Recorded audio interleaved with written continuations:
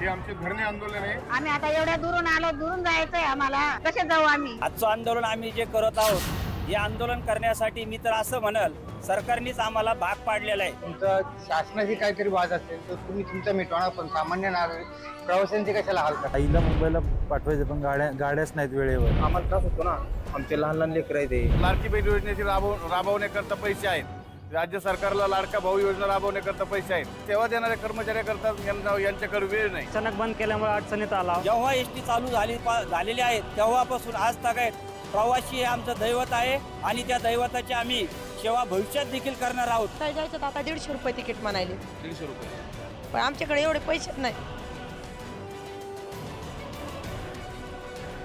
आमच्या मागण्या मान्य करा। मंडळी, दामिनी सिनेमातला सनी देओलचा तो डायलॉग तुम्हाला आठवतोय का? तारीख पे तारीख, तारीख पे तारीखचा त्या डायलॉगची आठवण आज मला होण्याचं कारण म्हणजे राज्यातल्या एसटी कर्मचाऱ्यांची अवस्था आज दामिनी सिनेमातल्या त्या सनी देओलपेक्षा वेगळी नाहीये। अगदी तसाच तोही उद्विग्न आहे, तोही सवाल करतोय, किती दिवस तारीख पे तारीख। त्यामुळे आज पुन्हा त्यांनी चक्का जामची हाक दिली। सरकार आली, सरकार गेली, पण कर्मचाऱ्यांचे हाल संपले नाहीत। त्यांना न्याय मिळत नाही ही त्यांची भावना आहे। कर्मचाऱ्यांच्या नावानं 1760 संघटना निघाल्या, पण त्यांच्या पदरात काही टाकू शकले का हा सवाल आहे। कर्मचाऱ्यांना वाटतंय आमच्या पदरात काहीच नाही। 5 महिन्यांचा संप झाला, 125 लोकांनी बलिदान दिलं, पण तो आजही तिथेच उभा आहे। त्यानं मोठ्या आशेनं पुन्हा एकदा एल्गार पुकारला। ऐन गणेशोत्सवाच्या तोंडावर झालेल्या या चक्काजाममुळे कोकणवासियांच्या पोटात गुळ आलाय, कारण जगाच्या पाठीवर कुठे असला तरी कोकणी माणूस गणेशोत्सवात आपल्या गावी जातोय, पण या चक्काजामनं त्याची वाट बिकट केली आहे। रेल्वेची तिकीटं मिळत नाहीयेत, आता एसटी बंद झाली तर अभूतपूर्व कोंडी त्याची होणार हे ठरलेलं आहे। त्यामुळे मार्ग काढणं सरकारची जबाबदारी आहे, पण मार्ग निघणार कसा, न्याय मिळणार कसा हा सवाल आहे। आणि आज सरकारची कोंडी केली आहे का, या सगळ्याबद्दल आपण चर्चा करणार आहोत। ही महाचर्चा एसटीच्या प्रश्नाच्या संदर्भातली, आणि या चर्चेत सहभागी होण्यासाठी आपल्या सोबत मान्यवर पाहुणे जोडले गेलेले आहेत। माझ्यासोबत स्टुडिओमध्ये जोडले गेलेले आहेत संदीप शिंदे, मान्यताप्राप्त संघटनेचे अध्यक्ष आहेत ते। आपल्यासोबत इंटकचे मुकेश तिगोटे जोडले गेलेले आहेत। मुकेशजी, तुमचंही स्वागत आहे। आपल्यासोबत बाहेरून सदाभाऊ खोत जोडले गेलेले आहेत, जे आता या सगळ्या आंदोलनामध्ये पुन्हा सहभागी झालेले आहेत। आपल्यासोबत गोपीचंद पडळकर सुद्धा जोडले गेलेले आहेत, आणि स्टुडिओमध्ये माझ्यासोबत शिवसेने सरकारची भूमिका मांडण्यासाठी शिवसेनेचे प्रवक्ते अरुण सावंत सुद्धा आहेत। आणि आपल्या सगळ्यांना अपेक्षा आहे, वाट पाहतोय आपण सगळेजण कामगारांचे नेते ॲडव्होकेट गुणरत्न सदावर्तींची, पण त्याआधी बघूया या संदर्भातला खास रिपोर्ट।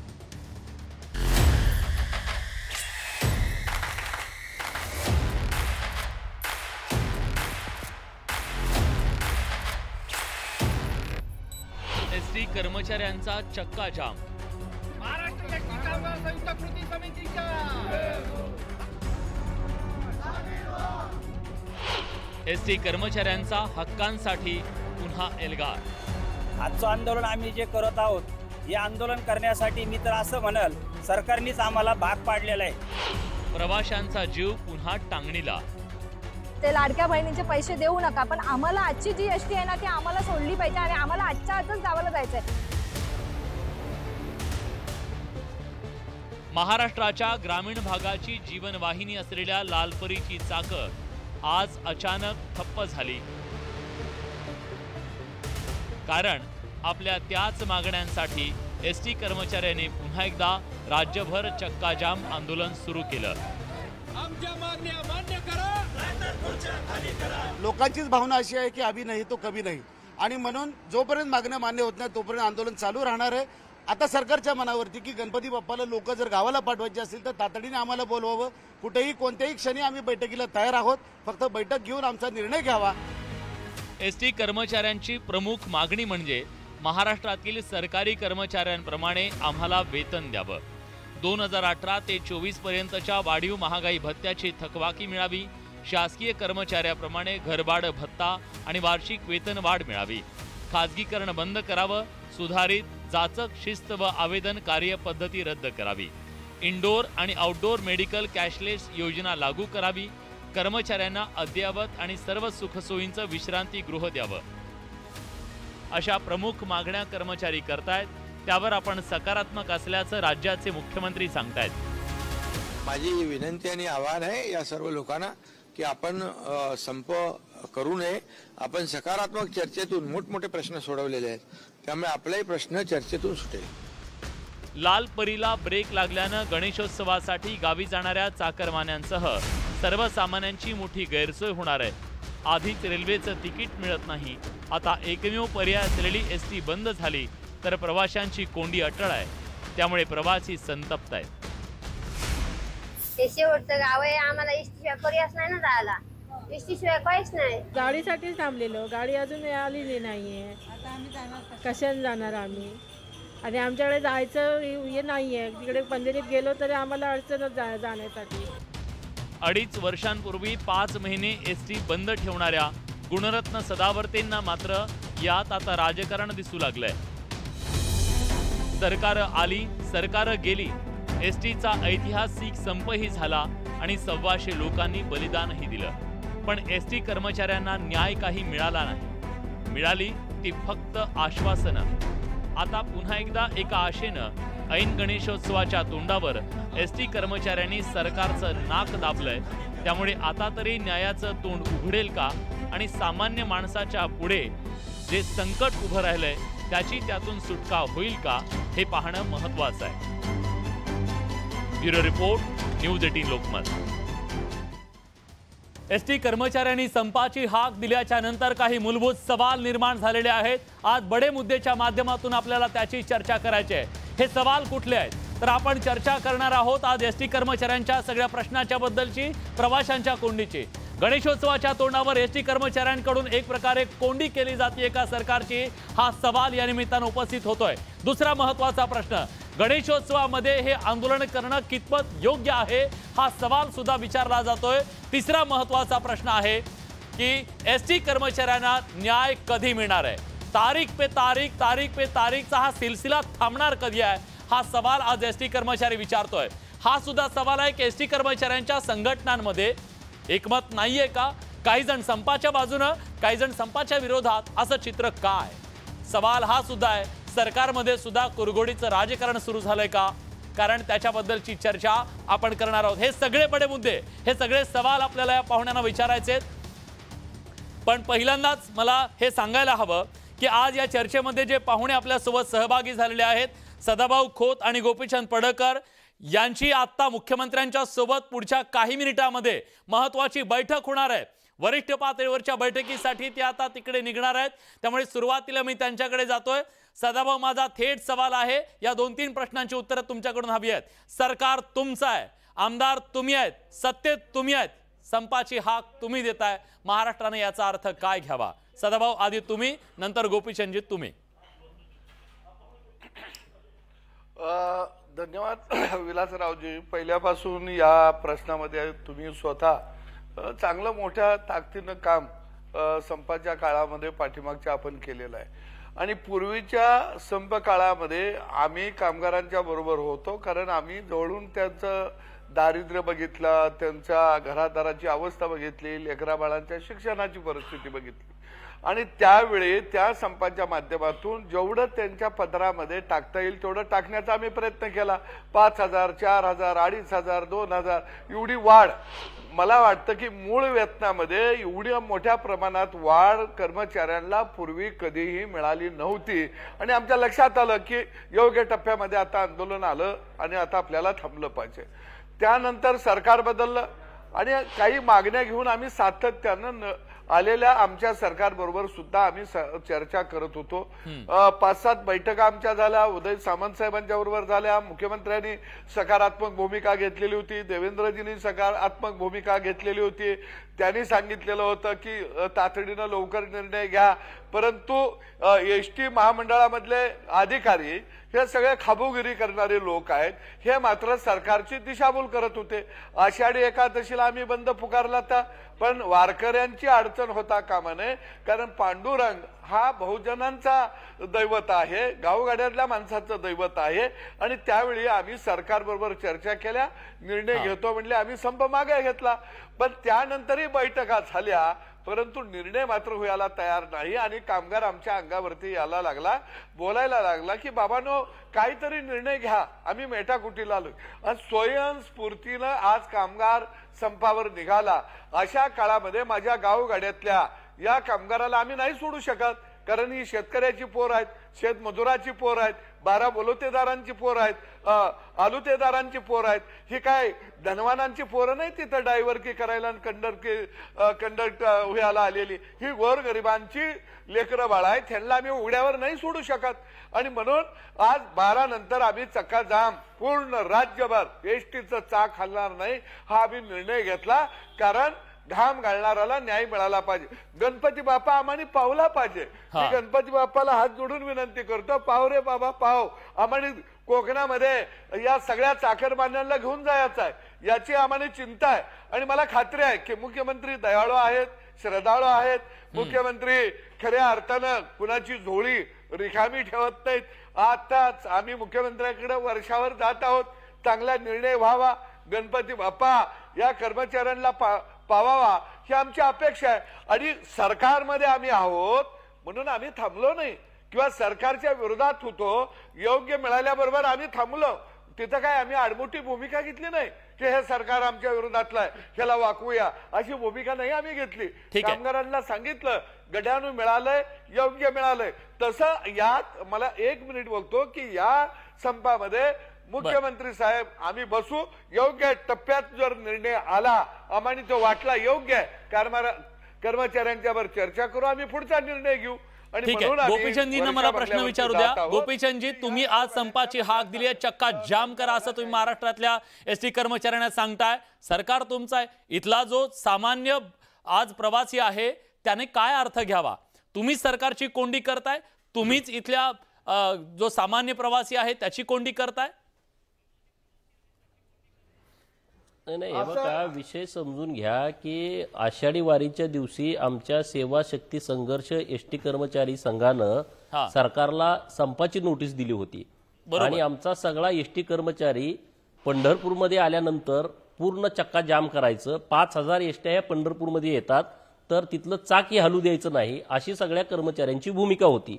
माननीय मुख्यमंत्री महोदयांच्याकडून आणि त्यांच्या सरकारी मंत्री महोदयांच्याकडून, सामंत साहेबांच्याकडून, देवेंद्र साहेबांच्याकडून आम्हाला सूचना आल्या की बाबा तिथं वारकऱ्यांचा विषय आहे, तर आम्ही तो सब मागे घेतला. आम्हाला काही तिथं लोकांचं हाल करायचं नव्हतं. आता 17 तारखेला मागच्या संप घेतल्याच्या नंतर राज्य सरकार बरोबर आमच्या सातत्यानं बैठका झाल्या. आम्ही त्या मीडियामध्ये केल्या नाहीत, आम्ही त्याचे फोटो व्हायरल केले नाहीत.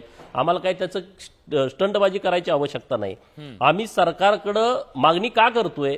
कारण अगोदर एसटी ही पूर्णपणे तोट्यात होती. परंतु जेव्हा माननीय मुख्यमंत्री महोदय आणि उपमुख्यमंत्री देवेंद्र फडणवीस साहेबांनी जी महिलांच्यासाठी 50% सुट्टीची योजना आणली तेव्हापासून ही एसटी रुळावरती आलेली आहे. एसटीच्या व्यवहारामध्ये प्रचंड वाढ झालेली आहे. आणि म्हणून आता आमचं म्हणणं असं आहे सरकारकडं की आता एसटीचं इतकं इन्कम वाढलंय. साधं उदाहरण तुम्हाला सांगायचं म्हटलं तर आज जे राज्य सरकारकडून एसटीसाठी सवलतीचं जे पैसे मिळतात हे 2022-23 ला 1575 कोटी रुपये मिळाले होते वर्षाचे. आणि आता 2023-24 ला 4137 कोटी मिळाले. म्हणजे वाढ किती झाली? 2562 कोटी एक वर्षामध्ये फक्त सवलतीत वाढ झाली. सवलतीत वाढ झाली याचा अर्थ तिकडे पण त्याच पटीत पैसे आले ना. 50% म्हणजे 4137 कोटी व्यवसाय वाढला. मग आता कर्मचाऱ्यांना पैसे किती द्यायचे आहेत? तुम्ही जर 50-60 कोटी रुपये दिले तर एसटी कर्मचारी बऱ्यापैकी राज्य सरकारच्या कर्मचाऱ्याच्या वेतनाबरोबर येतोय. आम्ही काय सरकारला वेटीच धरत नाही. आमचं म्हणणं काय आहे की एसटी कर्मचारी इतका कष्ट घेतोय. पूर्वी जेव्हा एसटी तोट्यात होती तोपर्यंत ठीक आहे, पण आता एसटी व्यवस्थित नफ्यात आली आहे. आज एसटी नफ्यात आल्याच्या नंतर म्हणजे पूर्वी 22 कोटी प्रवासी वर्षभरामध्ये सवलतीच्या दरात फिरत होते, आता 93 कोटी फिरतात. तरी सुद्धा एसटी महामंडळाचा महाव्यवस्थापक हे काय म्हणतायत, आज ही आमचं महामंडळ तोट्यात आहे. अरे म्हणजे किती चुकीच्या पद्धतीनं तुम्ही सरकारला दिशाभूल करताय. सरकारनं या गोष्टीवरती लक्ष ठेवलं पाहिजे. मागच्या बैठकीमध्ये मला तुम्हाला आणि सदाभाऊंना ऐकताना असं वाटतंय की तुम्ही सरकारच्या म्हणजे विरोधी पक्षाचे नेते बोलताय असं सातत्यानं वाटतंय. कारण तुम्ही मान्य आहे एसटी कर्मचाऱ्यांच्या बद्दल तुमची भावना खूप चांगली आहे, सातत्याने तुम्ही त्यांच्या पाठीशी उभे राहिला. एक मिनिट. हा प्लीज. विलासराव 1 मिनिट समजून घ्या. आम्ही नुसतं आंदोलन करत नाही. या एसटी महामंडळाच्या अधिकाऱ्याकडे यांना 7व्या वेतनाप्रमाणे पैसे द्यायचे झाले तर किती वाढवाय याचा पण आराखडा नाही. आम्ही याच्या डिटेलमध्ये जातोय, याचा पूर्ण स्टडी करतोय, जी तज्ञ लोक आहेत त्यांच्याकडून माहिती घेतोय आणि ती महामंडळाकडे देतोय. महामंडळाच्या एमडीनी कोण ते झारीतले शुक्राचार्य आहेत 2.5 वर्ष या मागण्यांच्या संदर्भात निर्णय घेऊ देत नव्हते? सांगा महाराष्ट्राला एकदा. सदाभाऊ तुम्ही पण सांगा महाराष्ट्राला, कोण ते झारीतले शुक्राचार्य आहेत? अधिकारी असतील, नेते असतील, कोण असतील? 2.5 वर्ष झालं न्याय मिळू शकलेला नाही एसटी कर्मचाऱ्यांना. मागच्या महिन्यात सूचना दिल्या की एसटीच्या महामंडळाच्या अधिकाऱ्यांनी आम्ही जो प्रस्ताव दिलाय त्याचा अभ्यास करा आणि तुम्ही सरकारला सादर करा. तुम्ही आज या दिनांकापर्यंत सरकार सकारात्मक आहे. मुख्यमंत्री मोदयांनी सांगितलं की याचा तुम्ही निर्णय करून टाका. उदय सामंत साहेबांनी सांगितलं याच्यावर निर्णय करून टाका. अजून त्या अधिकाऱ्यांच्याकडून व्यवस्थितपणे आराखडा स्ट्रक्चर त्यांचं येत नाही आणि म्हणून आज जेव्हा आमचं काय आंदोलन करण्याचा आजचा हेतू नव्हता, आज उत्स्फूर्त कर्मचाऱ्यांनी जे कृती समितीनं त्यांचं धरणे आंदोलन घोषित केलं आणि राज्यातल्या सगळ्या एसटी कर्मचाऱ्यांनी त्यातले जवळपास 30-35 डेपो आज सकाळी बंद होते आणि त्यांनी उत्स्फूर्त बंदची हाक दिली. तर आम्हालाही लोकांचे फोन येतात, आम्हालाही कर्मचाऱ्यांचे फोन येतात. दबावात येऊन तुम्ही निर्णय घेतला पाहिजे आणि म्हणून कर्मचाऱ्यांच्या दबावात येऊन तुम्ही निर्णय घेतला. कर्मचाऱ्यांच्या बाजून आम्ही काम करतो आणि तुम्ही कर्मचाऱ्यांना विचारा. तुम्ही विचारा. चळवळीतनं घडलेले कार्यकर्ते आहोत. लढा देत आम्ही कुणाच्या दबावात येत नाही. दबावात जर याचं असतं तर गेल्या वेळी कर्मचाऱ्यांनी आंदोलन चालू ठेवलं. आम्ही म्हटलं बाबा तुम्ही उभा केलंय, तुम्ही तुमचा निर्णय घ्या. सदाभाऊ राज्यातले लाखो कर्मचारी आज हजारो कर्मचारी बघतायत, त्यांचे कुटुंबीय बघतायत. मला एक सांगा सदाभाऊ, तुम्ही आता मुख्यमंत्र्यांकडे निघालेला आहात, तिथून काहीतरी मंगल गोष्ट घेऊन येणार आहात का? काहीतरी यांच्या पदरात पडणार आहे का, ज्यांची ही मागणी की सरकारी कर्मचाऱ्याप्रमाणे द्या? निश्चितपणानं आम्ही पडळकर साहेबांनी सांगितलं कशा पद्धतीनं कर्मचाऱ्यांना वाढ देता येते हे सगळं पुराव्यानिशी आम्ही महामंडळाकडे सादर केलेलं आहे. आम्ही आत्ताच्या आता सगळ्या अधिकाऱ्यांना बोलवा, आम्ही शेमनला सांगू, रात्रभर बसू, रात्रीची आपण घोषणा करूया. निश्चितपणानं राज्यातला एसटी कर्मचारी त्याचं स्वागत करेल. आणि मी मगाशीच म्हटलं की मुख्यमंत्री हा देणारा आहे, तो घेणारा नाही आहे. आणि आम्हाला खात्री आहे की मुख्यमंत्री महाराष्ट्रातल्या कर्मचाऱ्यांचं 1 लाख कर्मचाऱ्यांची झोळी खाली राखणार नाहीत. त्या झोळीमध्ये त्यांनी मागितलेलं दान टाकेल याची आम्हाला अपेक्षा आहे. आणि म्हणून सीएम साहेबांनी म्हटले अरे दोघंही या, काय आपण समोर बसूया आणि निश्चितपणानं याच्यावर एक चांगला मार्ग निघाला असं वाटतो. पण जोपर्यंत मार्ग निघत नाही तोपर्यंत मात्र चक्काजाम चालू. ठीक आहे, तुम्ही चर्चेला चालला पण तुम्ही चर्चेला नाहीये, तुम्ही स्टुडिओमध्ये कसं काय? संदीपजी, आता खरं तर आता पडळकर साहेब, खोत साहेब चाललेत, सत्तेतले ते आमदार आहेत. मगाशी एका चॅनलवरती आम्ही होतो, पडळकर साहेबांनी जे आकडेवारी सांगतायत आता त्याप्रमाणे मगाशी एका वेगळ्या चॅनलवरती त्यांनी आकडेवारी सांगितली की आमची जी मागणी आहे, पडळकर साहेबांनी जी मागणी केलेली आहे तो एसटीचा चालक जो आहे तो 12,080चा आहे आणि शासनाचा चालक 19,900चा आहे. माझं असं मत आहे की 5,000ची वाढ झाल्यानंतर जो काही म्हणजे पडळकर साहेबांच्या आणि खोत साहेबांच्या, शरद पवार साहेबांच्या आणि अनिल परबांच्या काळात सदावर्तेंच्या संपामध्ये जो काही तोडगा निघाला होता तो कोणत्या वेतनाचा भाग नव्हता हे मुख्यमंत्री महोदयांना आम्ही 7 तारखेला सांगितलंय. आता ते आम्हाला साथ देत आहेत, त्या संपामध्ये सहभागी होतात, चांगली गोष्ट आहे. तसं पडळकर साहेबांना आम्ही पत्रही दिलं होतं, फोन केले पण फोन त्यांना लागले नाही. त्यांच्या जनरल सेक्रेटरीशी आमचं बोलणं झालं. पण माझा मुळात मुद्दा असा आहे की पडळकर साहेब 2024 पासून लोकांना सरकारी वेतन नको आहे. आपल्याला जे 2016 पासून जो प्रस्ताव दिलाय, मगाशी पडळकर साहेब म्हटले होते की प्रस्ताव तुम्ही एकदा जाहीर करा, तेव्हा 1/4/2016च्या मूळ वेतनात त्याच्या सुधारित वेतनावरती 7,000 रुपये आणि असुधारित वेतनावरती 3,000 गुणिले 2.57 असा प्रस्ताव साधारणपणे कृती समितीने दिलाय. उलट पक्षी चर्चा करतायत हे 2 आमदार महोदय आहेत, त्यांनी चर्चा केली तरी आम्हाला काही वावगा असण्याचं कारण नाही. पण ज्या पद्धतीनं गणेशोत्सवात तुम्ही अडवताय असं सांगितलं जातं, माझा सवालच हा आहे की मुख्यमंत्री महोदयांनी आमच्या 2 सन्माननीय आमदार महोदयांना बोलवलं, तसंच कृती समितीला आजच बोलवलं असतं, आजच तोडगा काढला असता. ठीक आहे, मी लोक बसले असते. गोपीचंदजी, ज्यांनी संपाची हाक दिली ते अर्धे लोक बाहेर, अर्धे चर्चेला, असं का?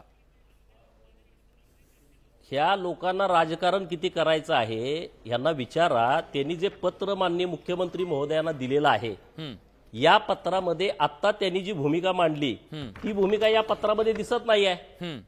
तुम्ही आजपर्यंत या कर्मचाऱ्यांचं नेतृत्व केलं. कर्मचाऱ्यांचा तुमच्यावरती जर आज विश्वास असता तर 100% महाराष्ट्रामध्ये बंद झाला असता. फक्त 30 डेपोत बंद झाला. म्हणजे तुम्हाला काही ना काही करून या कर्मचाऱ्यांना काही मिळू द्यायचं नाही. तुमचं जे पत्र आहे ते पत्र माझ्या हातामध्ये आहे.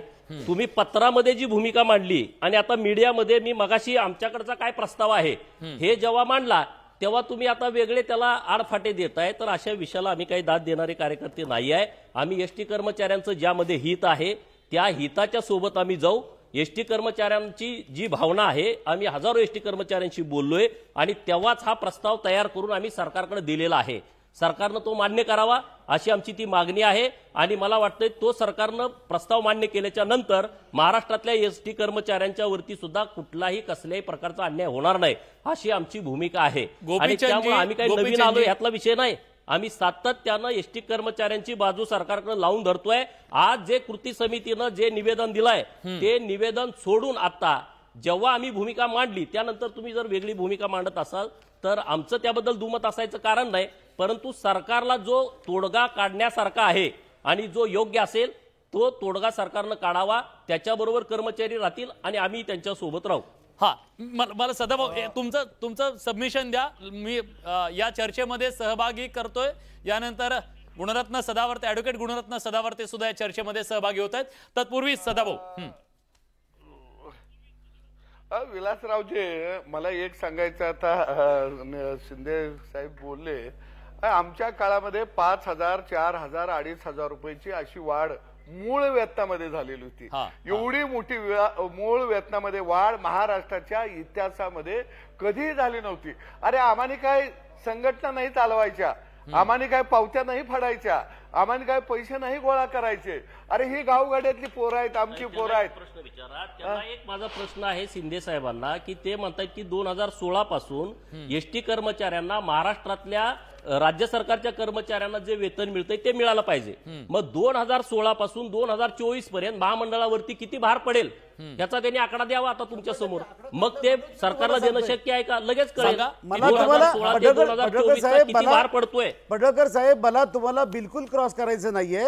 मला एवढंच सांगायचं की तुम्ही आमचे प्रतिनिधी म्हणून जाताय. सांगू नका 2016 ते 2016 पासूनचा जो आकडा काढलेला आहे 1/4/16च्या मूळ सुधारित वेतनावरती 7,000 रुपयाची जर वाढ दिली तर त्याचं मासिक किती बर्डन येतं आणि वार्षिक किती बर्डन येतं ह्याची सगळे आकडेवारी एसीएस म्हणजे मुख्य परिवहन अतिरिक्त मुख्य सचिव परिवहन संजय शेट्टी सरांना दिली, आपले माधवजी कुसेकर साहेबांना दिलेली आणि ते पत्र माझ्या हातामध्ये आहे. तुम्हाला कधीही द्यायला तयार आहे. तेव्हा आपण जाहीर कर्मचाऱ्यांना 100% देणार सर. ठीक आहे बुकेजी तुमचं सबमिशन हा द्या. तुम्ही मला आकडा कळू द्या ना. आम्ही बोलू आता सीएम साहेबांना गेल्यानंतर की बाबा असा असा प्रस्ताव आहे. तुम्ही सांगा आकडा किती लोड. या कायद्यानं देशभरातल्या सगळ्या एसटी महामंडळातल्या कर्मचाऱ्यांना शासकीय कर्मचारी एवढं वेतन दिलं जातं. आज महाराष्ट्र राज्यामध्ये सुद्धा छोटे मोठे जे काही महामंडळ असतील शासनाचे उपक्रम असतील या सगळ्या कर्मचाऱ्यांना शासकीय कर्मचाऱ्यांप्रमाणे वेतन दिलं जातं. परंतु दुर्दैवानं गेल्या 25 वर्षामध्ये एसटी कर्मचाऱ्यांना सातत्यानं शासकीय कर्मचाऱ्यांप्रमाणे वेतन मिळावं याकरता आंदोलन करून सुद्धा आज एसटी कर्मचाऱ्यांना शासकीय कर्मचाऱ्यांप्रमाणे वेतन मिळत नाहीये. 1995 पूर्वी एसटी कर्मचाऱ्यांचे वेतन शासकीय कर्मचाऱ्यांच्या बरोबरीने होते किंवा यापेक्षा जास्त होते. परंतु दुर्दैवानं मध्यंतरीच्या काळामध्ये वेतनामध्ये वारंवार कपात करण्यात आली आणि किमान वेतन सुद्धा एसटी कर्मचाऱ्यांना मिळत नव्हतं. अशा प्रसंगामध्ये काँग्रेस पक्षाच्या महाविकास आघाडीचं सरकार असेल त्या काळामध्ये सुद्धा महाराष्ट्र एसटी वर्कर्स काँग्रेस इंटक संघटनेनं माननीय उच्च न्यायालयामध्ये जाऊन एसटी कर्मचाऱ्यांना किमान वेतन मिळवून दिलं.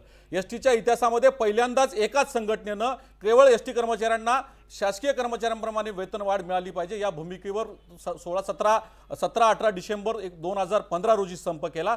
त्यानंतर 2017ला 17 ते 20 ऑक्टोबर 2017 या कालावधीमध्ये 4 दिवसाचा संप केला.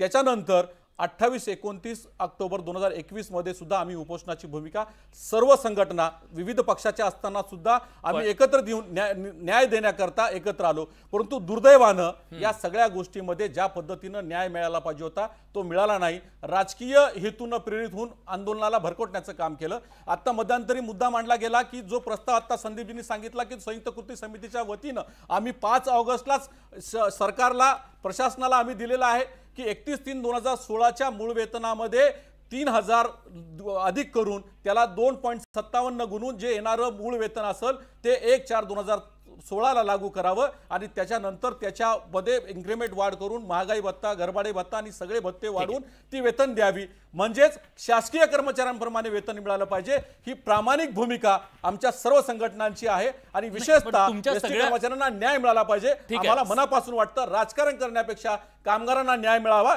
यासाठी आम्ही अग्रेसर आहोत. नाही बोलायला तर हे सगळे सांगतात मुकेशजी की न्याय मिळाला पाहिजे आणि आम्ही सगळे एक आहोत. दिसत तर तसं नाहीये. मला गुणरत्न सदावर्ते यांना चर्चेमध्ये घ्यायचंय. सदावर्ते साहेब, तुम्ही या सगळ्या संपाला पाठिंबा दिलाय का? तुमची या संपाच्या बद्दल नेमकी काय भूमिका आहे? कारण तुम्ही या महाराष्ट्रामध्ये सगळ्यात मोठा दुखवटा हे केलेला होता, त्याचं नेतृत्व तुम्ही केलं होतं. आता तुमची सद्यस्थितीत भूमिका काय? एक लक्षात घ्या, एसटी कष्टकरी जनसंघ आज म्हणजे आजही सन्माननीय MD साहेबांनी तपासलेले आकडे सांगतो, 64,000 आज त्यांनी तपासलेली आकडेवारी आहे. एसटी कष्टकरी जनसंघ हे सगळ्यात पॉवरफुल आज तिथला संघ आहे. आज लक्षात घ्या तुम्ही की जे आकडेवारीचा जो खेळ मांडलेला आहे हे अत्यंत दुःखद आहे. एवढे पैसे तेवढे पैसे. अरे हे एसटीतले कष्टकरी जे आमचे भाऊ आहेत, जे माझा श्वास आहेत, ते संविधान साक्षर आहेत आणि तुम्ही पुढारी संविधान साक्षर नाही आहेत. ह्या गोष्टीचं मला दुःख वाटतंय. कारण भारताच्या संविधानामध्ये आर्टिकल 38 मध्ये शासन कोण आहे? शासन मायबाप आहे. शासनाला या वेलफेअर स्टेट म्हणलेलं आहे आणि वेलफेअर स्टेट असताना हे काय नुकसान नफा हे नाही चाले. तुम्हाला सांगतो, आजही माझ्या बाजूला सावंत साहेब सोडून इतर 2 संघटनेचे लोक आहेत. मी पडळकर साहेब आणि खोत साहेबांवर बोलणार नाही, पण हे आजही सांगतो नाही का त्यांची युती म्हणजे ते माझ्या विचाराशी संबंधित आहेत. आम्ही कष्टकऱ्यांच्या वेलफेअरवर आहोत. ह्या दोघांच्या बाबतीमध्ये मी आज डंके की चोट पे सांगतो, यांनी शपथ खावी की हे करारासाठीच आहेत, हे वेतन आयोगासाठी नाहीत. हे मी तुम्हाला सांगतो, यांच्या समक्ष सांगतो. एक आणि दुसरी गोष्ट त्याच्या पुढे जाऊन सांगतो की हे असे महात्मे आहेत. तुम्हाला सांगतो, यांनी यांच्या हातातल्या कागदांमधून एका कागदावर दाखवून द्यावं की यांनी जे कायदा आहे MRTU PULP ऍक्ट, त्या ऍक्ट प्रमाणे संपाची नोटीस दिली का? यांना सवय कष्टकऱ्यांना आगीत ढकलून द्यायचं, पाण्यात ढकलून द्यायचं. तुम लढो हम कपडे संभालते. यांनी शब्दावर सांगावं. तिसरी गोष्ट तुम्हाला सांगतो, हे जे म्हणत आहेत की एवढी वाढ झाली तेवढी वाढ झाली, आमचं म्हणणं आहे ज्या दिवशी वेतन आयोग लागू होत आहे त्या दिवशी नोटिफिकेशन करावं लागतंय शासनाच्या तत्वावर, शासनाच्या बरोबरीनं. त्या दिवशी सगळे महागाई भत्ते जर दिले नाही तर अनेक न्यायालयाचे निर्णय आहेत की ते वेतन आयोगाकडे रेफर केलं जात आहे आणि वेतन आयोगाप्रमाणे सांगितलं जात आहे. तुमची मागणी काय? तुम्ही या संपात आहात की नाही? मला स्पष्ट उत्तर हवंय. तुम्ही आहात की नाही? राजकीय कारणाने प्रेरित महाविकास आघाडीचा जो संप आहे, हा संप हा कशा अर्थाने तर हा संप लपंडाववाला आहे, खो खोचा खेळवाला आहे. हा संप असा आहे की आम्ही यांचं पत्र काय माहित आहे? यांचं पत्र आहे धरणे. आणि हे कष्टकऱ्यांना काय सांगतात?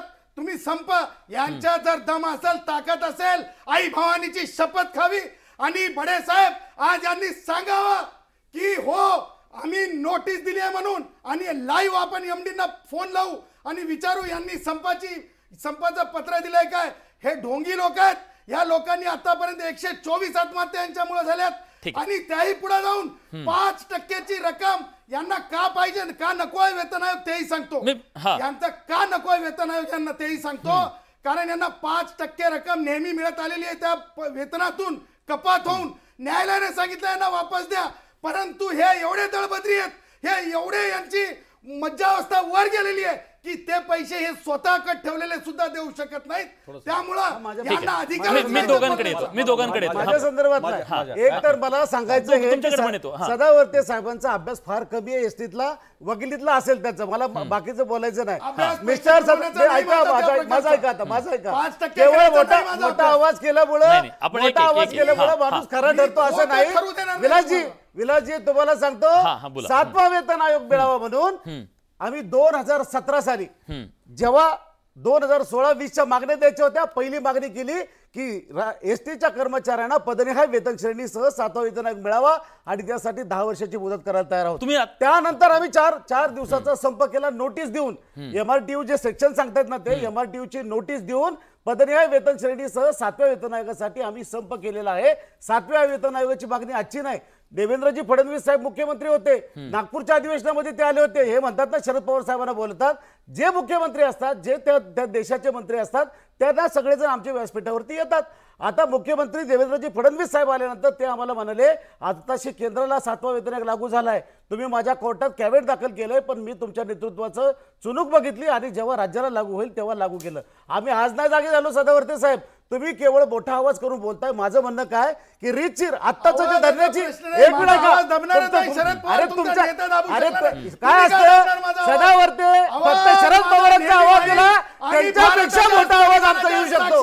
हा कष्टकऱ्यांचा आवाज आहे, हा श्रमिकांचा आवाज आहे, हा एसटी कामगारांचा आवाज आहे, हा एसटी कामगारांचा आवाज आहे. महाराष्ट्रातला अशा गोष्टीमध्ये आम्ही कधीच सहन करू शकत नाही. ज्या माणसामुळे आत्महत्या वाढल्या, विलासजी 16 आत्महत्या होत्या, देण्यानंतर या माणसामुळे आत्महत्या घडल्या. या माणसाने खोटं बोललं. 7वा वेतन आयोग मिळाला. मला एक मुद्दा एक थांबा या चर्चेमध्ये मी मुकेशजी तुम्ही बोला. नाही आपण एक मुद्दा नाही एक मुद्दा घेऊया. संदीपजी मी नाही प्लीज मला वाटतं एक मुद्दा घेऊया. हा पवार साहेबांचं नाव प्रत्येक वेळेस घेऊन आमची स्वर्गीय भाऊ पाटकांची नाही सर मी तुमच्याकडे येईन तेव्हा बोला. मी तुमच्याकडे येतो. भाऊ पाटकांची संघटना आहे, चळवळीतली आमची चळवळ आहे. कधीच कोणत्या पक्षाशी आम्ही विलीन झालो नाही. प्रत्येक वेळेस उठायचं, पवार साहेबांचं नाव घ्यायचं. पवार साहेब आमच्या व्यासपीठावर आले, पण कधी घड्याला मतदान करा किंवा कधी तुतारीला मतदान करायचं कधीच नाही म्हणलं नाही. दुसरी गोष्ट काय म्हणायचं नसतं.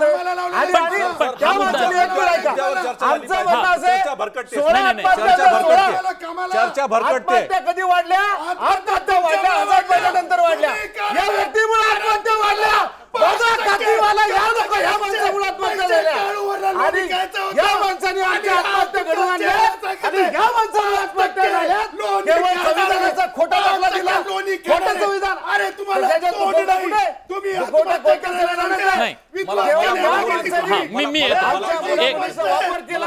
एक सदावर्ते साहेब तुमच्यावर सातत्यानं हा आरोप केला जातोय की तुम्ही या महाराष्ट्रामधला सगळ्यात मोठा आतापर्यंतचा जो संप होता तो घडवून आणला.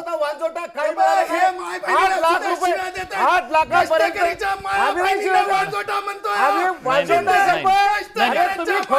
मला वाटतं नाही सदावर्ते साहेब एक गोष्ट नाही थांबा मी विचारतो सदावर्ते साहेब हे बघा महाराष्ट्रातले आता या घडीला हजारोंच्या संख्येने एसटी कर्मचारी इथं प्रश्न विचारतात. हे बघा मी तुम्हाला दाखवतो, प्रेक्षकांना दाखवतो. तुम्ही सुद्धा या चर्चेमध्ये सहभागी होऊ शकता, तुमचे प्रश्न विचारू शकता. मला आज या माध्यमातून प्रश्न विचारायचा आहे. हा सगळा ज्या कमेंट येत आहेत हे प्रश्न येत आहेत. सामान्य एसटी कर्मचाऱ्याला आज त्याच्या हक्काबद्दल कोणीतरी बोलणार आहे का, त्याला न्याय मिळवून देणार आहे का, हा सवाल आहे. माझा एक सवाल आता इथं कर्मचारी असं विचारतायत सदावर्ते साहेब की मागचा जो संप होता त्या संपाच्या काळामध्ये सुद्धा या ज्या मागण्या होत्या त्या मागण्या मान्य झाल्या का?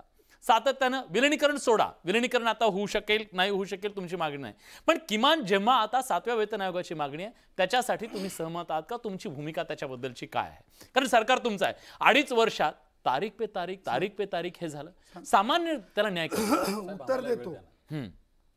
उत्तर देतो येतो तुमच्याकडे येतो. हा एसटी कष्टकरी जनसंघ जेव्हा उद्धवची सरकार बाजूला झाली त्यानंतर सगळ्यात अगोदर एसटी कष्टकरी जनसंघाची जिम्मेदारी ही होती 2,000 ते 2,500 कर्मचारी जे आयुष्य खराब केले होते काही कष्टकऱ्यांना जेलमध्ये डांबलेलं होतं, त्या सगळ्या कष्टकऱ्यांना सन्माननीय मुख्यमंत्री एकनाथरावजी शिंदे साहेबांनी सगळ्यात अगोदर तर नोकरीत घेतलं. त्यानंतर लगेच दिवाळी होती.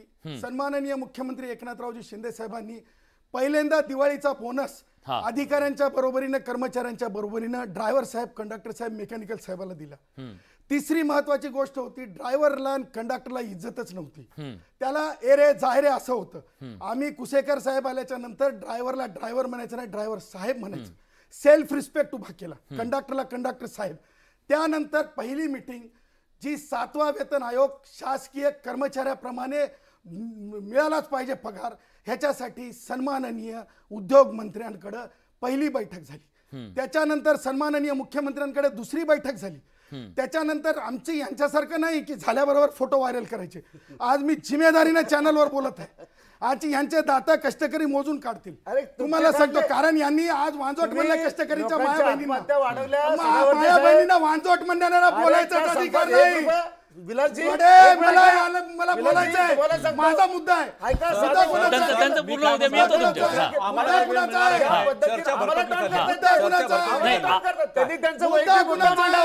मुद्दा त्यांचा त्यांनी मांडावा. ऐका, त्यांनी 5.5 महिन्यात पगारातला किती आकडा वाढवला हे तुमच्या करून दिला का? शरद पवारच्या करून दिला का?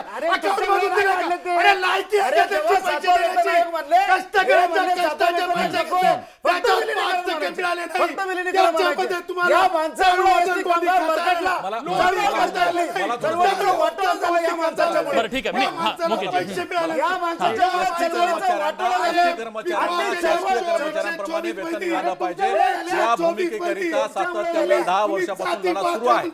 आणि 10 वर्षापासून चर्चा भरकटली चालली आहे, वेळ दिला जात नाही.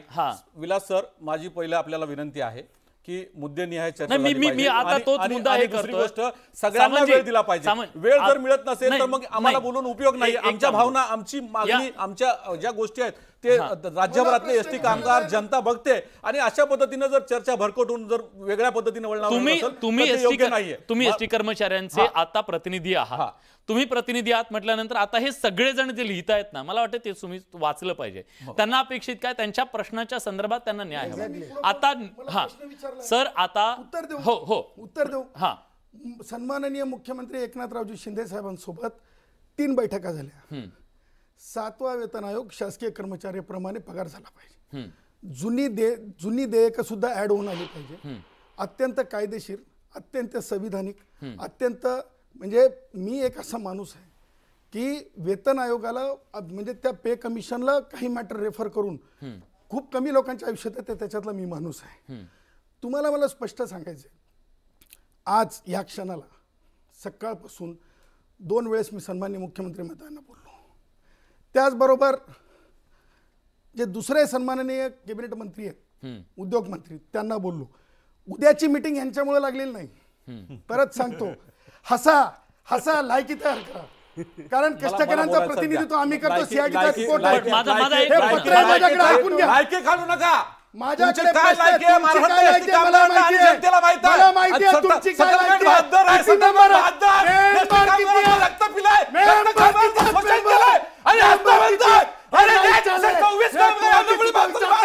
आणि रोड ट्रान्सपोर्ट कॉर्पोरेशन 1950 नुसार न्यायालय विलीनीकरण कोणता अधिकार नाही. न्यायालय विलीनीकरण करू शकत नाही. न्यायालयाला कुठलाही करायचा अधिकार नसताना न्यायालयामध्ये एक, न्यायालयाच्या बाहेर एक भूमिका साधून कामगारांचं आंदोलन भडकवण्याचं काम या माणसाने केलं आहे. मुद्द्यावर चर्चा न करता सरकारची लालची करायचं, सरकारची चाटुगिरी करायचं काम, सरकारचं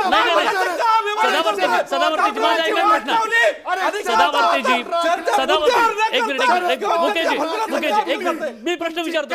सदावर्तेजी, माझा प्रश्न आता एक प्रश्न, आचारसंहिता लागणार आहे.